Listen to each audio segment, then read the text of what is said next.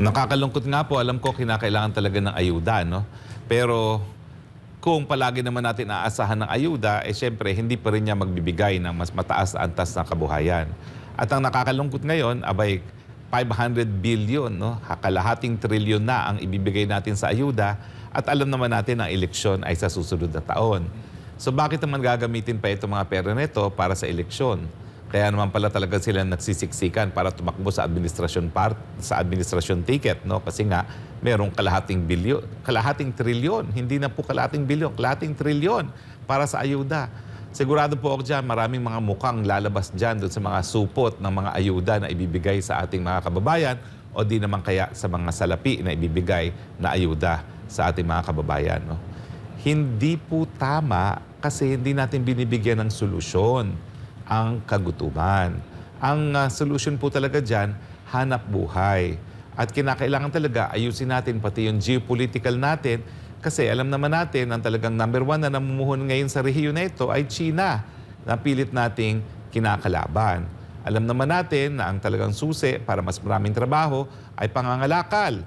Number one trading partner po natin ang China. Habang inaaway natin ang China, hindi rin tayo nakikinabang dahil bumababa rin ang ating kalakalan sa panig ng Pilipinas at ang China. At syempre, ang turismo po, yan ang tinatawag nating low-lying fruit dahil napakaganda naman ng bansa na po pwede magbigay ng hanap buhay sa napakadami nating mga kababayan, bankero, tourist guides, mga driver, mga hotel, mga trabaho na kinakailangan ng ating mga hotel. Yun nga po, hindi na tayo nakakatanggap ng mga turista galing sa China.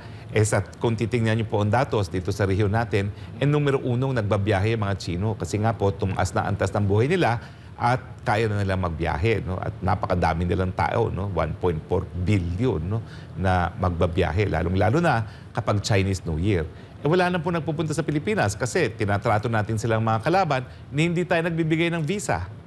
Samantalang yung mga karatig bansa natin, gaya ng Thailand, abay visa-free na mga Chino. Dahil alam nila na silang pinakamalaking grupo ng mga turista na po pwede magbigay buhay sa ekonomiya. So kinakailangan po lahat talaga aligned. Yan po yung sinasabi ni Dr. Bato na yung ating mga economic planners ay kinakailangan sabihan din ng ating mga political leaders na dapat aligned ang ating geopolitics dun sa nais nating makamit. Kung kinakailangan mas maraming kapital, huwag awayin nagbibigay ng kapital. Kung kinakailangan mas masinglang turismo, huwag awayin yung pinanggagalingan ng mga turista. At kung kinakailangan na mas maraming kalakal na ibenta ang ating mga kababayan sa buong daigdig, huwag rin awayin yung pinakamalaki nating kapartner pagdating sa kalakalan. So sa akin naman po, sentido ko mo naman po lahat yan. At kung hindi ito matitigil, attorney, itong politika na ginagawa o nagiging malaking problema natin sa bansa, nagdudulo talaga ng malawakang kahirapan sa ating mga kababayan at hindi natutugunan yung mga main issues na meron tayo sa ating bansa. Mga malalaking issue pero ang ginagawa ngayon, nililihis nga sa iba't ibang mga bagay tulad na lamang sa panggigipit doon sa mga mga kalyado ng mga Duterte. Kaya nga sinasabi, politika lahat ng ginagawa ngayon dito sa ating bansa. Well, kaya nga po malungkot, no? Pati yung estado ng kahirapan natin na po politika. Marami po nagsasabi na totoo ba yan na bumaba ang poverty incidence? Makikita nyo po, ibang report ng gobyerno dun sa survey. Kasi yung survey po, mas reliable yan kasi ang tinatanong, taong bayan mismo. Mas mahirap ka ba ngayon? Gutom ka ba ngayon o hindi?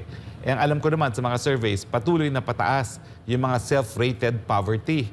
Yung mga tingin nila sa sarili, sila ay nagugutom, no? Kesa dito sa datos na pinapalabas ng gobyerno, no?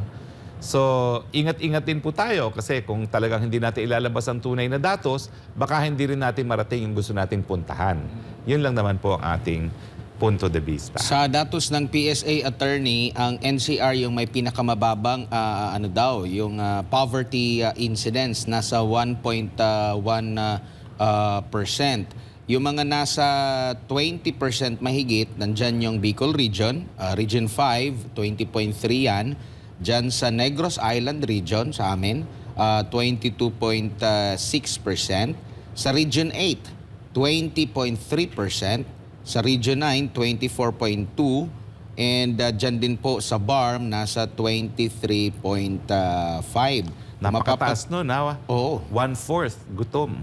Tama. And mapapansin dito na dito sa Mindanao area talagang mataas yung poverty incidence, 'di ba? So ito yung dapat i-target kasi nga noong napalutang yung issue na maghiwalay na lang yung Mindanao kasi lagi namang pinagkakaitan, no? Pagdating sa usaping serbisyo talagang pumalag sila, pero ngayon nananatili pa ring mataas ang poverty incidence, lalo na rin dyan sa Mindanao, attorney, na ngayon bumubuhos yung ayudahan dyan, attorney. Kung tatanungin mo naman yung tao, mas gusto nila yung mapababa yung presyo ng mga bilihin kasi long term yun. Kumbaga magkakasya sa kanilang mga sinasahod compare daw sa mga ayuda na hanggang ilang araw lang tatagal. Kaya nga po, no, wala pa rin substitute ang trabaho at kabuhayan. Hindi po pwede yan na ayuda ng ayuda. Sabi nga po sa Biblia, turuan mong mangisda kesa namimigay ng isda. Bagamat panandalian na solusyon, tanggap po natin yan. Lalong-lalo na kung merong krisis. Sa panahon ng bagyo, na nawala ng trabaho, talagang kinakailangan ayuda. Pag merong pandemya, kinakailangan talaga ng ayuda dahil hindi makapagtrabaho, miski masisipag ang mga Pilipino. No? Pero sa pang-araw-araw at ordinaryong mga sitwasyon ay dapat talaga gumagawa tayo ng mga pamamaraan para nga po magkaroon ng hanap buhay ang ating mga kababayan. At ako po iniinganyo ko ating mga kababayan, talagang wag po kayo umasa sa swelduhan ng trabaho. Kinakailangan mag-isip kayo ng miski maliit na negosyo dahil sa tingin ko po talaga mas bubuti ang kabuhayan sa pamamagitan ng mga negosyo. Ako kahit ano po, binibenta ko, bata pa ako, nagbebenta na ako. Sa malamig, sa lahat po yan, ubas, lahat po yan, libro, nabenta ko po lahat yan. At hindi ko po kinahihiyayan dahil lang yung aking pagbebenta, yan naman po yung susi sa tingin ko kung ano mang tagumpayan nakamit ko bilang isang profesional. Kasi pag ikay nakabenta ng kahit ano sa iba, mabebenta mo rin ang iyong serbisyo bilang isang profesional. No? So, wag po natin ikahiya ang mga maliliit na negosyo. Yan po talagang susi para tayo ay umunlad ang ating kabuhayan. Itong mga datos na ito, attorney, na sinasabi nila sa poverty incidence, nagbase sila doon sa poverty threshold na kung saan masyadong mababa. Kaya ang tingin ng ating mga kababayan na siguro sinadya yun para mapagmukha na mababa ang poverty incidence sa bansa. Kasi kung ikukumpara mo sa bansang Vietnam, attorney, kung sa atin dito, sa national average, 92 pesos yung kailangan, 64 pesos na dyan ay para sa pagkain. Doon sa Vietnam, 154 pesos. Ang kanilang kada kain. Oo, ang gasto sa isang buong araw na yan, 154 pesos. So mas Halos malaki sila. triple. Oo. Kumpara sa atin dito na 92. Ano ba 92 a day ang gasto sa pagkain? Yung 92 na yan, lahat na yan kasama ng pagkain. Sa 92, 64 pesos yung napupunta sa pagkain. Yung natitira dyan, the rest na kung ano pa mga bayarin. Alam mo kung bakit ganyan? Kasi nga, binuhusan ng Vietnamese government ang kanilang mga magsasaka. Unang-una, yung natutunan nila sa Erie at UP Los Baños, kung paano magpataas ng ani ng bigas, at sila rin kumakain po ng bigas, in-apply nila sa kanilang mga magsasaka. Kaya mas mataas ngayon ang ani ng kanilang mga magsasaka. Kaya lang, hindi mo rin makukumpira talaga tayo dahil ang advantage ng Vietnam, ang advantage ng Thailand at ng Laos at Cambodia ay meron silang Mekong River na natural na pinanggagalingan ng irigasyon na tubig. Tayo wala.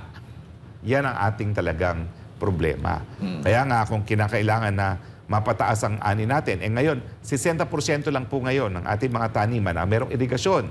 So nung sinulong ko po yung libreng irigasyon para sa maliit na magsasaka, ang problema, nung panahon na yon, no, wala pang kalahati. Ngayon po, 60% na raw. Pero 40% pa hindi nararating ng irigasyon. At alam naman natin na dahil sa climate change, kung walang tubig at meron kang irigasyon, wala rin mangyayari.